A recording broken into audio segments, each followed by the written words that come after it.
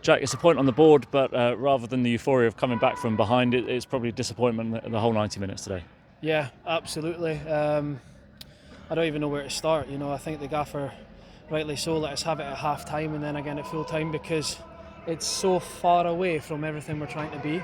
I said to the boys at half time about duels, myself included, so I can say it, but so soft in duels. The gaffer again reiterated it at full time, which in no uncertain terms, he said that was like nothing like what he wants to see, and I honestly I feel sorry for the fans that have travelled because it was so far away from what we're trying to be and what we've worked so hard in pre-season. And I think we're basing things on, we're going to give the ball away in defensive areas at times because we're working on things, but then the one thing was what we did after that was just we were just so sloppy in tackles and that's nothing like a Wickham side that I've been a part of. And if anything, it's an easy fix because you're just asking people to step up when need be. Yeah, I guess that's the next question is, well, firstly, how does this come about, like in terms of the performance, and then what do we do to address it with two big games now coming up at home against Exeter and Reading? Yeah, massive games already at this stage of the season. I think there is teething things. You can see that. As a unit, I think the goal's a bad one, but it was coming. We gave away possession of the ball in the defensive third too often today. We were out of possession at times, getting dragged all over the place, and then like I said, and probably the gaffer said in his interview, like the duels were just not on it, and it's everything that. It's nothing like what we're trying to be this season. Yes, we can change, and yes, we're trying to do things with the ball that maybe we haven't in previous years, but that's no excuse to let standards slip on other things. And this is what this club's been built on since my time here. It's been built on fundamentals that we cannot lose.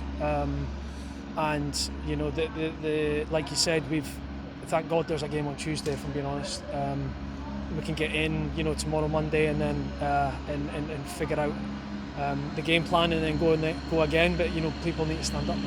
You mentioned the fans because that's a really good ovation at the end from them. I think they could applaud the kind of character shown to come back into it. Yes, of course they had their frustrations during the game. It is a patience thing, isn't it, as well, I think, because it is such a new team, it is a new style that's coming into play. It won't necessarily gel on day one, and I think the fans can see the players' frustration that it isn't gelling so quickly, but as well from their side, if they can stick with us, this could be a really exciting ride once we've overridden some bumps at the start.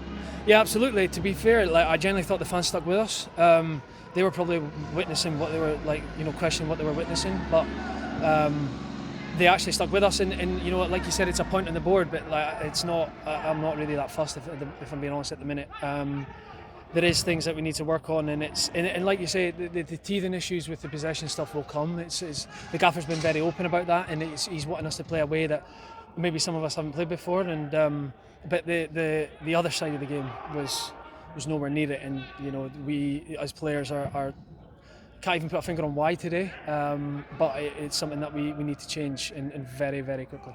One thing I did notice about the character within the squad already is the players and the staff going over to Mickey at the end. Obviously a difficult moment with the goal conceded, a young player, a lot of pressure on his shoulders. Obviously once you want your goalkeeper, you make a mistake, it often ends in a goal.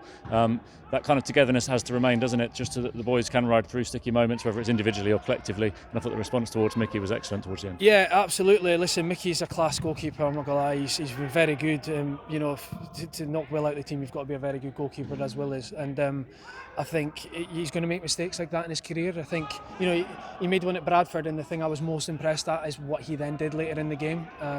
It takes a lot of guts to do that, and even after the mistake, he then got the ball instantly afterwards and was looking to make passes, and that's the way we want to play. And you're right, the togetherness. The thing I love most is that I had a real go at the boys at half time, and after all the games, it's not just me talking, it's not just Luke talking, it's not just experienced boys.